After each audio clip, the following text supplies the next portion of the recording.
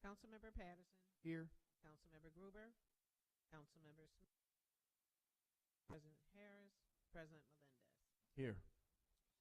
All right. Well, we have no presentations this month, and we do have enough council members to do business. So we will get to the business. Introductory number 402, authorizing the sale of real estate. Questions, comments, or concerns? Seeing none, I need a motion in a second. Move it. Moved and seconded, and now we vote. All in favor of introductory number 402, please say aye. Aye. All opposed, please say nay. Introductory passes. Introductory number 403, authorizing the sale of real estate, appropriating 2025-2026 annual action plan funds, and authorizing a grant agreement for the Rochester Roots single-family homes project. I was hoping that we might be able to have the administration talk a little bit about this project. Another wonderful example of the city of Rochester moving forward and developing more single-family owner-occupied housing.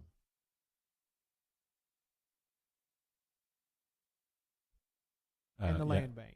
Happy to give a brief description of the project. So as explained in the transmittal, this is a project being advanced by the Rochester Land Bank Corporation in partnership with Rochester's Cornerstone Group as the developer to provide 15 affordable homes for owner-occupied home ownership on 11 city-owned lots in the Josana neighborhood.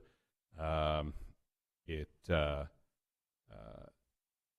features a mix of different housing types, and there are renderings, I believe, in the package of materials demonstrating the different options, including some that are a little unique from some of the past recent home ownership projects that have been brought to you, as some of these are side-by-side townhomes, so a unique option that isn't currently available in the community. The project will take advantage of the state's Affordable Home Ownership Opportunity Program, or AHOP, which I'm sure you can recall from some of the other projects that we have advanced, which does provide a subsidy to enable the affordability. Outstanding. Any questions, comments, or concerns? President Melendez? Yes, thank you. I just want to get a sense, the Rochester Roots Housing Development Fund Incorporated, is that it says it's going to be organized under that. Is that a new entity, or is that something that's been in existence? It's a new entity that's formed for the sole purpose of delivering this project. So only this project wouldn't be involved in future projects? That's correct. Got it. Thank you. Okay. Seeing no, yes, Councilmember Gruber. Thank you. It's a great project. On the, just one note about the name, there is still I believe, an active nonprofit in Rochester that used to be a lot more active, but it still exists, called Rochester Roots. So I'm assuming the legal team has already looked at all this, but I would just make sure that that name doesn't present any problems down the road. Can you give me a little bit more information about, first of all, great project. I want to be clear that this is not questioning the project, but the AHOP program generally, how does it work? Is it a pot of money that the state put aside that municipalities can apply for, that developers can apply for, all of the above? Yeah, it's a combination thereof, right? So it is a pot of money that's allocated through the state budget for the purpose of providing subsidies for affordable home ownership in communities across the state. And those applicants can be, I believe, city or land banks or nonprofit development partners that are pursuing these projects. Was last year was the first year that this pot of money existed? I believe it's been around for a few years. We've had By the Block Phase 1 took advantage of AHOP, and some others are. There's another program now called Block by Block, which is similar but offers a higher level of subsidy and is only available to 5 upstate cities, of which Rochester is one. So that's kind of the crux of what I'm trying to get at. Is this our one bite at the apple for monies like this from the state? Do we get an annual allocation and we can spread it as we want, or we just apply on a project by project basis? Yep, it's project by project. You could say first come, first serve. So the more quicker we get things in, the more likely we will be to get them. It's not a direct allocation to the city. It's a project specific. Got it. And then the last point I would make, and this is certainly to NBD, but also to the Deputy Mayor and Corporation Council.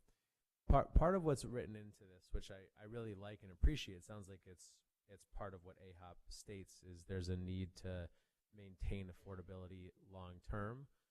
Obviously, we at one point had a pretty active land trust that is no longer active. I don't know what the status of City Roots is, but it feels like it's pretty close to dormant, if not dissolved. The city spent a lot of time, and I know Commissioner Miller, you were certainly around when these conversations started. The city spent a lot of time trying to work with City Roots, and obviously, at no fault of ours, it's just not in a place to be able to be part of projects like this. But I do wonder what the viability of a city having of a municipality having a mechanism like a land bank, like a land trust. We already have a land bank that we're associated with, so that there's places for these properties to be able to move to and assure affordability long term by use of deed, not just by use of grant. Yep, happy to provide a response in writing to that. Thanks.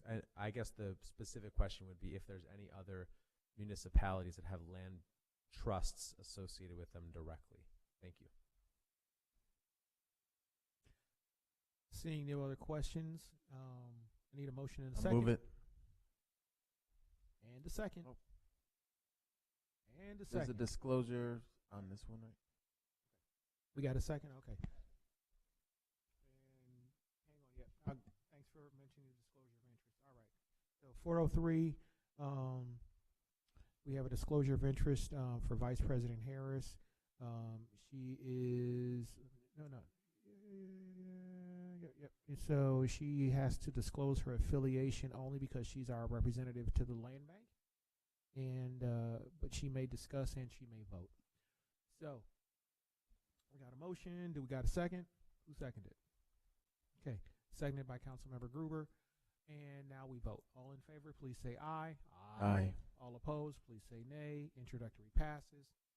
Introductory number 404, we have a disclosure of interest authorizing introductory number 404, amending the Buy the Block Phase 2 project, Greater Rochester Housing Partnership sale of real estate. And it's amending the Buy the Block Phase 2 agreement. Disclosure of interest is for President Melendez. He he is disclosing that he now. Is it because you're a bureau, or what? Why do you have? No, it's actually because I'm a member of the Greater Rochester Housing Partnership Board. Good. So. Okay, so he's a member of the board, and so he has to recuse from deliberations and the vote. So basically what we're doing here, if I understand it correctly, is we're just swapping some lots in this whole process. Is that what we're doing? Can we have somebody just say, yeah, that's what we're doing? Okay. Yes, that's correct. Okay. Any other questions, comments, or concerns on this item? Move it. Okay.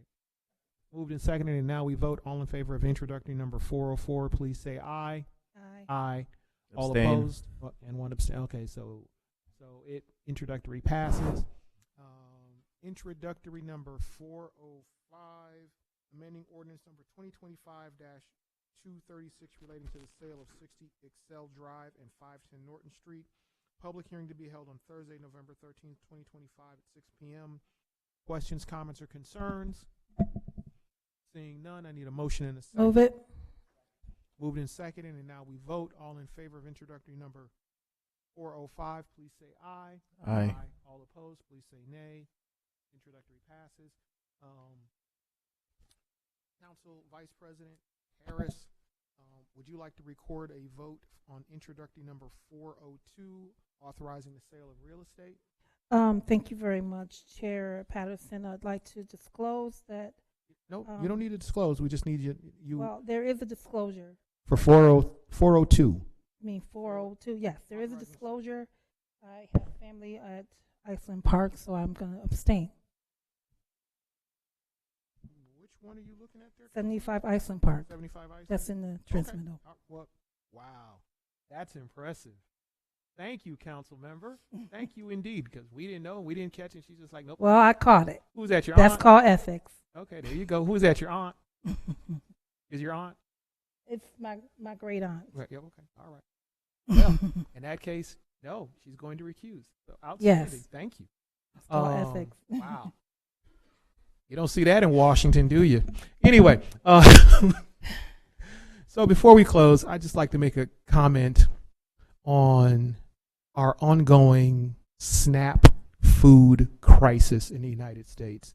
The Trump administration has decided to take 42 million Americans hostage, 3 million of them New York State residents who rely on the SNAP program to feed themselves, their families, and it is obscene what they are doing. I understand that most folks would say, well, this is a federal responsibility, and if the federal government chooses to be obscene and obnoxious, then there's really nothing you can do about it. Luckily, in the United States, we have these things called courts, where you can go and you can hold your court, you can hold your government accountable. It's wonderful that at least our folks may well get half a loaf. But given the nature of how the Trump administration is abusing our citizens, it's not enough to simply sit back and hope that one day at some point in time in a future to be determined that they will do the right thing by our citizens. Myself and my colleagues will be putting out a letter to Governor Hochul asking that she fully fund SNAP benefits for the citizens who are entitled to receive this service in New York State, with the understanding that and the belief that since this is a federal obligation, the feds will be required to pay for it at some point in time in the future. There are folks who would say, well, the Trump administration has said that they will not reimburse us if we do this. Well, this is the same administration that said that it would not use dollars specifically set aside for this program to pay anything into this program for these people. There is a time when you must fight for your constituents. There is a time when you must stand up and be counted. It looks as though the entirety of the Rochester City Council shares that belief. And we will be putting out a document, no doubt tomorrow morning, to Governor Hochul, requesting that she fully fund SNAP benefits for the 3 million New Yorkers that are entitled to it. Eating ain't no game. This is not a joke. This is not ha-ha. This is not politics. This is not politics as normal, and no other shutdown has any administration ever taken American citizens hostage and effectively launched a hunger strike, much like a missile strike on the most vulnerable people in our community. This is obscene. This cannot stand.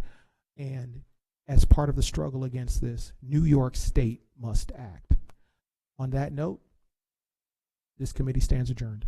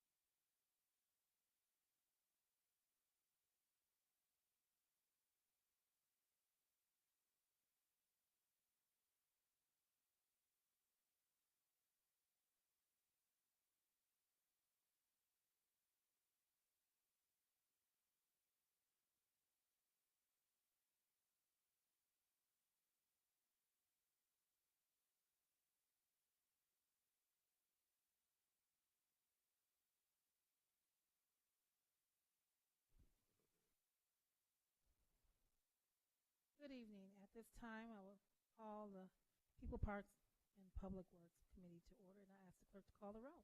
Vice President Harris, Here. Councilmember Lightfoot, Councilmember Lupian, Councilmember Patterson. Here. President Melendez. Here. Thank you. Now we will proceed with the legislation. Introductory number 406, amending the official map related to the Hinchers Street Group Improvement Project. A public hearing to be held on Thursday, November 13th, 2025 at 6 p.m. Any questions, comments, or concerns? Move it. Need a second? Second. All in favor? Aye. Aye. Motion carries.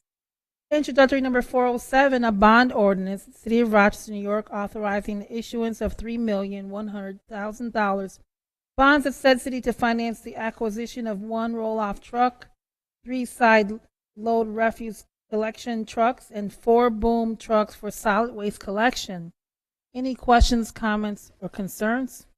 Move it. Second. I need them all in favor? Aye. Any opposed? Motion carries. Introductory number 408, appropriating funds and amending the budget related to the Upland Watershed Maintenance Agreement. Any questions, comments, or concerns? Move it. Need a Second. second? All in favor? Aye. Aye. Any opposed? And the motion carries. Introductory number 409, authorizing an agreement related to the individual and group mental health therapy services. Any questions, comments, or concerns? I need a Move motion, it. a second? Second. All in favor? Aye. Aye. Any opposed? Motion carries. Introductory number 410, authorizing an agreement related to the wraparound services for victims of crime. Any questions, comments, or concerns? Move it. Second? Okay. All in favor? Aye. Aye. Any opposed? Motion carries. Introductory number 411, authorizing the grant agreement for amending the 2025-26 budget for the Flower City AmeriCorps program. Any questions? Question. Yes. President Melendez. Yes, thank you. So I know that at one point there were questions around AmeriCorps at the national level. The receipt and use of these funds what are the sources of the dollars, and is the AmeriCorps program still being supported at a national level? Yeah, thanks for your question. The source of the funds, there are federal funds that flow through New York State and then come to us. That's why the agreement is with New York State. We've been told by New York State that these particular funds, at least for the first year, are from unused funds from the prior program year that stopped. So these funds are secure for the first year, and then they don't make obviously any guarantees for future funding depending on what happens. I know that there's a pending court case around AmeriCorps specifically. Got it. Thank you. So in terms of the number of individuals we anticipate being able to support, do you have a sense of what that number is with these dollars? Yep, it is a total of 15 members, 9 full-time members, and 6 half-time members. Great. Thank you. Councilman Gruber. Thanks. Really happy to see the Flower City AmeriCorps program come back. So just for some clarity, is the focus of this AmeriCorps cohort substantially different than previous ones? No, we did have, we added a timeline of events to kind of give a sense of what happened with AmeriCorps. So we previously had 2 different grants, one with a public health focus and one with a human services focus. We did reapply for the public health portion. That was not awarded. So this is the human services focused one with a special program related around a youth mental health core, which is unique and new for New York State. Got it. So when the previous program ended abruptly, we had a lot of conversation about this internally. I followed up with the department and the deputy mayor several times, and I understand that the previous members have all gotten whatever compensation was available to them. But knowing how abruptly the last cohort ended, at no fault of the cities and specifically the fault of the federal government, is there an opportunity for the previous members who want to participate to be basically first in line? So what we will do is we will post the information online like we've always done, and we have notified them already that we received the grant and that they are eligible to reapply. But they would.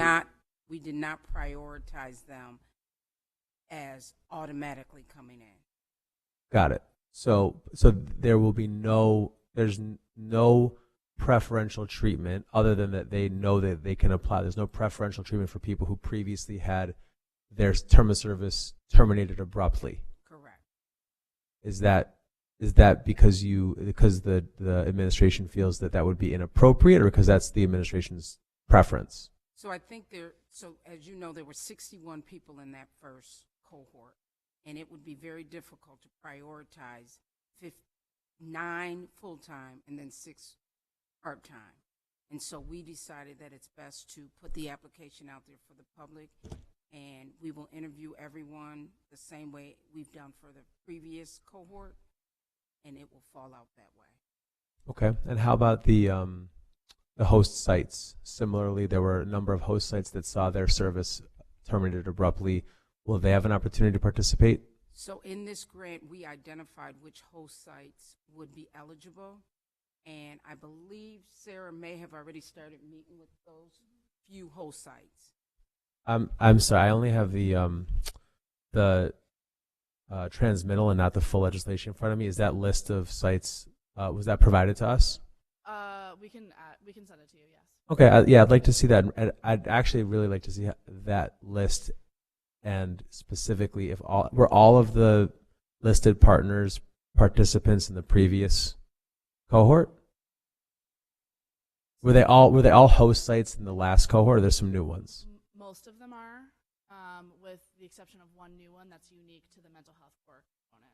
Okay. Yeah, I'd love to see that list, and additionally, if there's been communication with the sites that also I understand you don't have enough people to have all the same host sites come back, but it would be, I think, worthwhile to at least reach out to those sites and make sure that they understand that. I know there were a number of nonprofit employers who had reached out to me after the termination of the program and asking if there's other AmeriCorps opportunities not with the city. So I just think, generally speaking, there's some interest, and just acknowledging where we are with numbers would be helpful. And so I asked about members, I asked about host sites, and the last question is just about staff. I believe we had 3 staff, and all of them were reassigned. Is the expectation for us to bring back those members to run with this? Is it a smaller staffing model?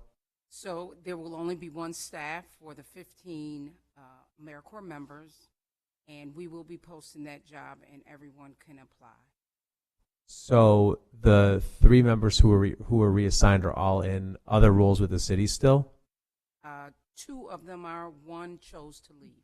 Okay, and the 2 members who are still with the city have been told that they can and should apply for this position, but similarly will not, just like the members, will not be given preferential treatment. Correct.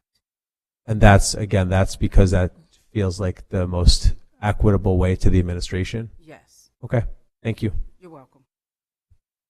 Is that the final question? Need a motion and second? Move it. Second. All in favor? Aye. Any opposed? Motion carries. And I have Madam Vice President. I have a miscellaneous item if I make point of privilege real quick, and I'll come back to you. Yep. If you don't mind.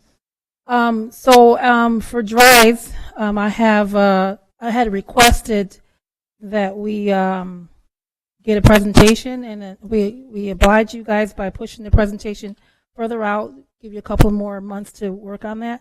And I also had asked for dates of events that's going on at the public market, and I see that you have also included the International Plaza. Thank you very much. Could you explain to us what some of the happenings that's going on that you guys have planned for this upcoming holiday season? So I think everyone has the sheet in front of them. So we're doing a special Wednesday pre-Thanksgiving shopping day at the market on Wednesday, November 26th. As you know, the market is usually open on Thursdays, but because of the holiday, it's been moved to the Wednesday from 6 to 1. And then on Sunday, November 30th and December 7th, it will be holidays at the market. Those Sunday hours are 8 to 2 p.m. Something new at the International Plaza is the Colombian Christmas celebration. This is the first year of hosting that event, and that will be 1 to 5 on December 7th at the International Plaza. Holidays at the market will continue on December 14th and then again on December 18th. So these are the events for November and December at both the public market and the International Plaza. Will these be posted on the website at all? Yes, we can make sure we do that. Okay, thank you. You're welcome. President Melendez. Yes, Vice President, I just want to make sure that Councilman Lupien had the opportunity to record a vote on 406. Yes, thank you for circling back to that. Councilmember Lupien, you want to record your vote? How 406. does that work? I just say yes. Yes. Okay.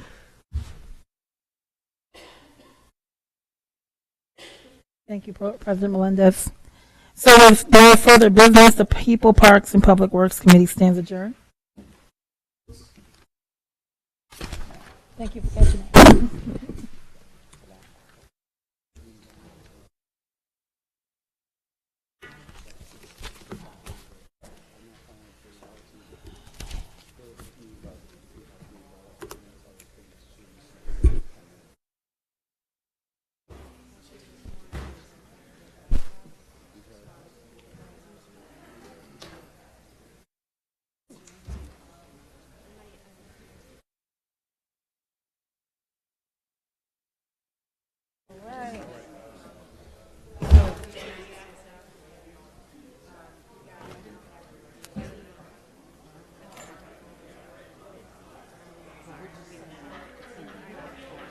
Oh, yeah.